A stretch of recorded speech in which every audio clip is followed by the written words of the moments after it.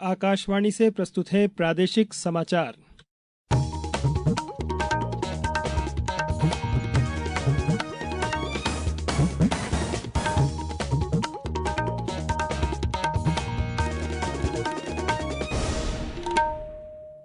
नमस्कार, समाचारों के साथ मैं नवनीत चौबे। सबसे पहले इस बुलेटिन के मुख्य समाचार। केंद्र सरकार ने हर साल 25 जून को संविधान हत्या दिवस के रूप में मनाने का लिया फैसला।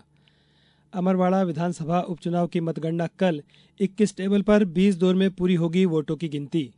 न्यायमूर्ति गुरमीत सिंह संधावालिया होंगे मध्य प्रदेश उच्च न्यायालय के मुख्य न्यायाधीश। और राजधानी भोपाल सहित प्रदेश के कई जिलों में बरसा पानी। 16 जुलाई से फिर शुरू होगा झमाझम बारिश का दौर। अब समाचार विस्तार से। केंद्र सरकार ने हर साल 25 जून को संविधान हत्या दिवस के रूप में मनाने का फैसला लिया है। सरकार की ओर से एक अधिसूचना भी जारी कर दी गई है। अधिसूचना में कहा गया है कि 25 जून 1975 को आपातकाल की घोषणा की गई थी। उस समय की सरकार ने सत्ता का घोर दुरुपयोग किया था। सरकार के लोगों को देश के संविधान और भारत के मजबूत लोकतंत्र में दृढ़ विश्वास है। इसलिए भारत सरकार ने आपातकाल की अवधि के दौरान सत्ता के घोर दुरुपयोग का सामना और संघर्ष करने वाले सभी लोगों को श्रद्धांजलि देने के लिए 25 जून को संविधान हत्या दिवस घोषित किया है और भारत के लोगों को भविष्य में किसी भी तरह से सत्ता के घोर दुरुपयोग का समर्थन नहीं करने के लिए पुनः प्रतिबद्ध किया है। अमरवाड़ा विधानसभा उपचुनाव की मतगणना कल सुबह 8 बजे से प्रारंभ होगी। मतगणना शासकीय पीजी कॉलेज भवन छिंदवाड़ा के 2 हॉल में कराई जाएगी। मतगणना के सभी इंतजाम किए जा चुके हैं। अमरवाड़ा विधानसभा क्षेत्र के 332 मतदान केंद्रों में मतदाताओं द्वारा ईवीएम में डाले गए मतों की गणना के लिए 17 टेबल्स एवं पोस्टल बैलेट्स की मतगणना के लिए 4 टेबलें लगाई जाएगी। मतगणना लगभग 20 राउंड्स में संपन्न कराई जाएगी। मतगणना स्थल पर त्रिस्तरीय सुरक्षा व्यवस्था सुनिश्चित की गई है।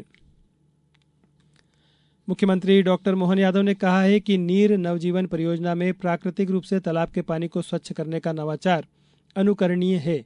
इसमें फाउंटेन, पेड़ पौधों तथा उपयुक्त जीवों के माध्यम से जल स्वतः स्वच्छ होता रहेगा। यह तकनीक किफायती है। वर्तमान परिस्थितियों में इसका प्रभाव और महत्व बहुत अधिक है। मुख्यमंत्री डॉक्टर यादव ने भोपाल के 5 नंबर के निकट स्थित झील बाल उद्यान में नीर नवजीवन परियोजना के शुभारंभ अवसर पर यह बात कही। यह परियोजना जिला प्रशासन व नगर निगम भोपाल के सहयोग से कक्षा 12वीं की छात्रा इश्ना अग्रवाल द्वारा आरंभ की गई है। सुश्री इश्ना अग्रवाल ने बताया कि झील बाल उद्यान को नवजीवन देने के उद्देश्य से आरंभ की गई परियोजना में झील को प्राकृतिक और वैज्ञानिक तरीके से संरक्षित किया जाएगा। छतरपुर जिले के बक्सवाहा विकासखंड को नीति आयोग द्वारा आकांक्षी विकासखंड के रूप में चयनित किया गया है, जिसके लिए आज छतरपुर जिला मुख्यालय पर संपूर्णता अभियान की शुरुआत हुई। पेश है हमारे छतरपुर संवाददाता की एक रिपोर्ट। संपूर्णता अभियान का शुभारंभ भारत सरकार के केंद्रीय सामाजिक न्याय एवं अधिकारिता मंत्री डॉक्टर वीरेंद्र कुमार ने किया। उन्होंने हितग्राहियों को स्वास्थ्य कार्ड, मृदा कार्ड इत्यादि का भी वितरण किया गया और संपूर्णता अभियान की जानकारी दी। संपूर्णता अभियान पूरे देश में 6 इंडिकेटर्स को लेकर के शिक्षा, स्वास्थ्य, कृषि, सॉइल हेल्थ कार्ड, विद्यालयों में पाठ्य पुस्तकों का वितरण, माध्यमिक विद्यालयों में बिजली की उपलब्धता, गर्भवती बहनों का 3 महीने के भीतर जो है ना, यानी जब वो गर्भवती उसके 3 महीने के भीतर उनका पंजीयन करने का, ऐसे अलग अलग बिंदुओं को लेकर ये पूरे देश में प्रारंभ किया जा रहा है। बक्सवाहा क्षेत्र में अभी तक 435 गर्भवती माताओं को नियमित टीकाकरण किया जा रहा है। उन्हें पोषण आहार भी मिल रहा है। लाभार्थी मीना पटेल ने बताया, हम एक गर्भवती महिला हैं। हमारा टीकाकरण भी स्वास्थ्य विभाग से होता है नियमित और आंगनवाड़ी से हमें पोषण आहार मिलता है। हमारा एक बच्चा स्कूल में पढ़ता है, उसको ड्रेस और किताबें भी फ्री में मिलती हैं। कुल मिलाकर इस संपूर्णता अभियान के तहत महिलाओं, बच्चों, उनके शारीरिक देखभाल, कुपोषण, शिक्षा और स्वास्थ्य पर लगातार काम होना है। प्रादेशिक समाचार के लिए छतरपुर से सुनील पांडे। ये समाचार आप आकाशवाणी भोपाल से सुन रहे हैं। हमारे समाचारों को अब आप कभी भी और कहीं भी अपनी सुविधा के अनुसार सुन सकते हैं। ये समाचार बुलेटिन YouTube, Facebook और X प्लेटफॉर्म पर AIR न्यूज भोपाल पेज पर सुने जा सकते हैं।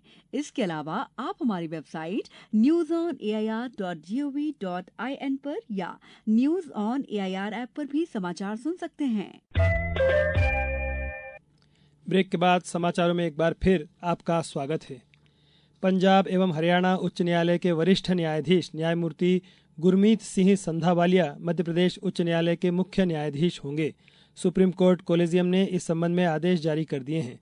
दरअसल सुप्रीम कोर्ट कोलेजियम ने पंजाब एवं हरियाणा उच्च न्यायालय के न्यायमूर्ति गुरमीत सिंह संधावालिया को मध्य प्रदेश उच्च न्यायालय का मुख्य न्यायाधीश नियुक्त करने की सिफारिश की थी।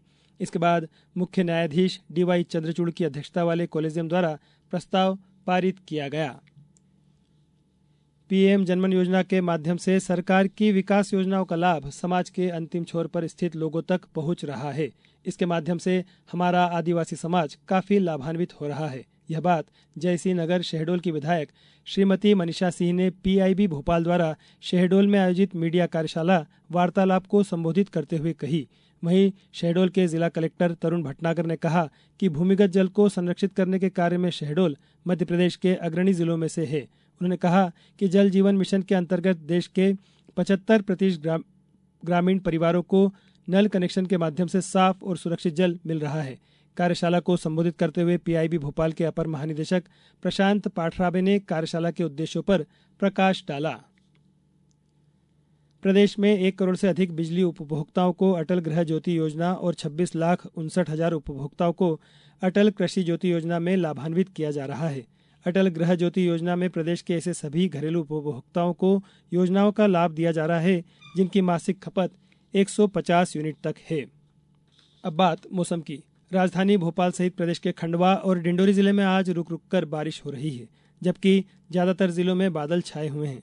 नमी और लोकल सिस्टम की वजह से शिवपुरी, अशोकनगर, पन्ना, सतना, रीवा, मैहर, सागर, बैतूल सहित 8 जिलों में तेज बारिश हो सकती है। इससे पहले कल भी राज्य के 12 जिलों में बारिश हुई, जबकि पश्चिमी हिस्से में सिर्फ 2 जिले बैतूल और गुना में हल्की बारिश हुई। भोपाल में अब तक 12.20 इंच बारिश हो चुकी है। यह कुल औसत बारिश का 32% है। मौसम विभाग का कहना है कि इस बार खंड वर्षा हो रही है। नदी नाले उफान पर आ जाएं, ऐसी बारिश अगले हफ्ते से हो सकती है। इसकी संभावना 16 जुलाई के बाद से लग रही है। महाकाल ज्योतिर्लिंग मंदिर में सावन भादो मास में भगवान महाकाल की सवारी परंपरा के अनुसार ही निकाली जाएगी।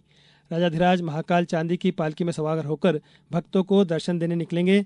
सवारी में भक्तों को भगवान महाकाल के सुगमता से दर्शन हो सके, इसके लिए कारवां में 2 LED वाहनों को शामिल किया जाएगा।